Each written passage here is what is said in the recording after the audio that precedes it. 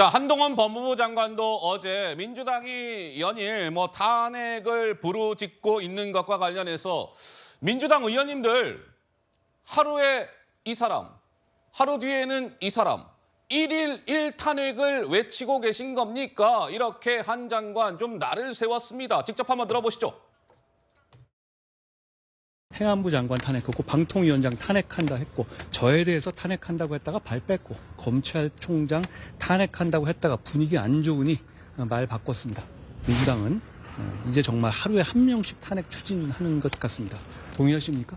범죄를 수사하는 것이 정치적 중립을 지키지 않는 것입니까? 이재명 대표의 범죄들이 민주당이나 정치와 관련된 것이 있습니까? 전혀 말도 안 되는 주장이라고 생각합니다.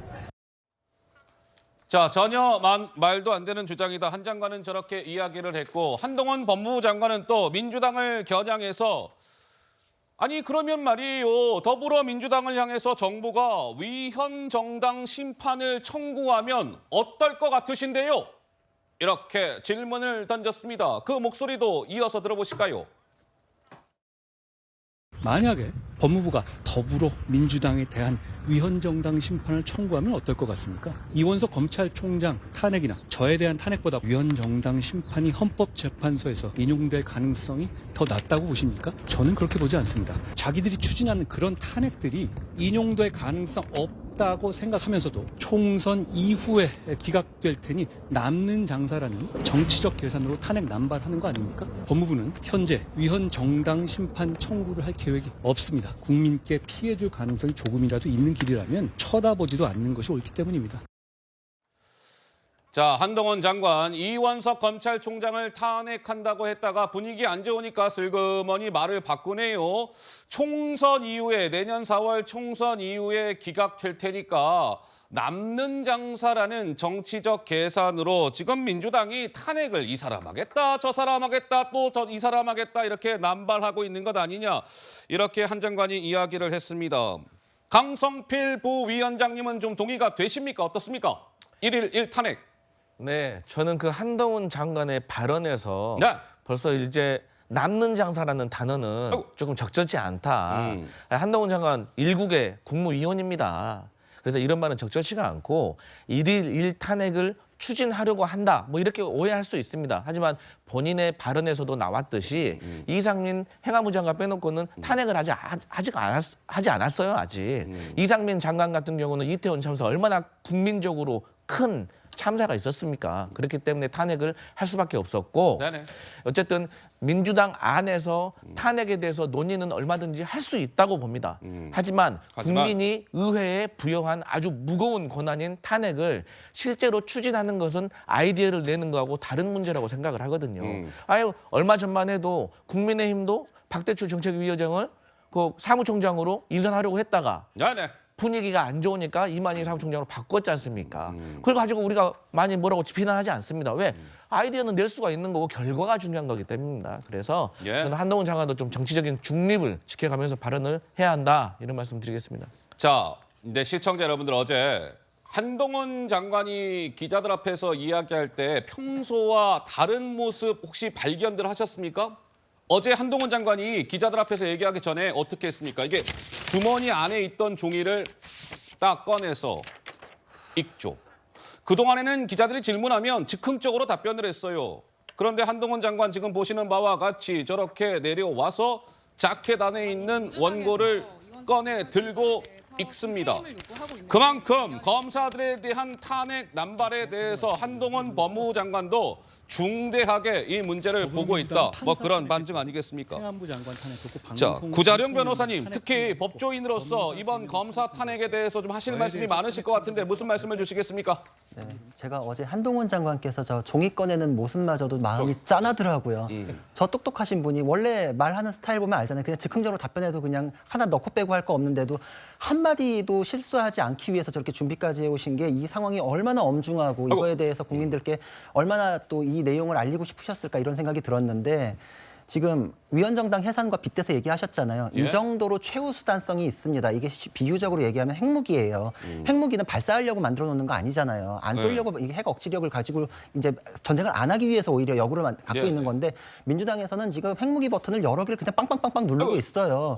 그럼에도 불구하고 저희는 그런 최후 수단성 때문에 국민을 위해서 조금이라도 해가 되는 그런 것들은 고려하지 않습니다라고 얘기한 거를 보면 국민을 위해서 얼마나 견디고 이것을 설득하기 위해서 노력하고 계시는지 저 모습을 알 수 있거든요. 예. 아까 뭐 이상민 장관에 대해서 한 번만 했다 하셨는데 안동환 검사에 대해서 이미 가결했어요. 한 건 더 했어요. 근데 그거는 9년 만에 탄핵했어요. 문재인 정권 5년 동안에 다수당까지 차지했으면서 그때는 왜 안 했을까요? 그러니까 사유가 있으니까 어쩔 수 없어서 그 최후수단을 발동합니다라는 말 자체가 그대로 성립하지 않아요. 손준성 검사에 대해서도 문재인 정권 때 이미 문제됐었는데 그때 탄핵 안 했잖아요. 네, 네. 지금 정치 지형 때문에 하고 있으니까 정치적 셈법으로 하고 있습니다라는 얘기가 설득력을 얻을 수밖에 없죠. 그 최후 수단성을 갖는 거에 대해서 그리고 아까 장혜찬 최고께서 잘 지적하셨다시피 이러이러한 큰 문제가 있으니까 어쩔 수 없이 갑니다. 이렇게 가야 되는데 어제 이원석에 대해서 탄핵할 거리 뭐 없을까 이렇게 떠올렸는데 기사가 먼저 나와버렸어요. 근데 사유를 대지를 못하니까 이제 발을 뺀 거거든요.